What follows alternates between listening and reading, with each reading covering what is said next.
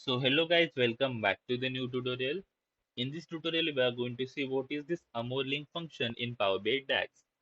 So it returns the depreciation for each accounting period. In order to understand this in more detail, let's move on to the DAX query and use this AMORLINC function over there. So for that, go to Home, click on New Measure, and let's give it a name as DEP, that is depreciation cost, is equal to, and we are going to use this AMORLINC function over here. And there are a number of parameters that are available for this function. The first one is cost. This is basically the cost of the asset. The second one is date purchase. This is basically the date of the purchase of the asset. The next one we have is first period. This is basically the date of the end of the first period.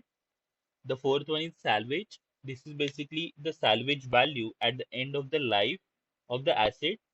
Then we have period, then we have the rate of depreciation, and the last one basis, that is basically the option one. We are going to skip that.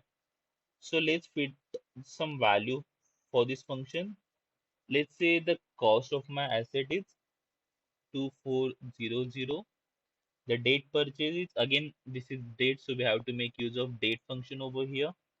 And let's say this is 19th August 2008. So for that, the year is 2008. The month is 8, that is August, and the day is 19. Then the first period date is, let's say, 31st December 2008. So for that, again, I have to make use of date function, 2008, 12, and 31st December. Then we have the salvage value, that let's keep it as 300. The period, let's keep it as 1. The rate, that is depreciation rate, let's keep it as 15%.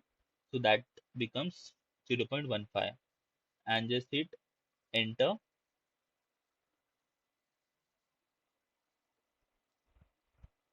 And let's see what it contains. So for that, select this measure that we have just created, and let's say I want a card. So as you guys can see, it returned the first period's depreciation with the all specified value that we have mentioned in the DAX query, and the value is 360. So in this way, we can make use of this AMORLINC function in Power BI DAX. Thank you so much for watching this video. Stay tuned for more upcoming videos.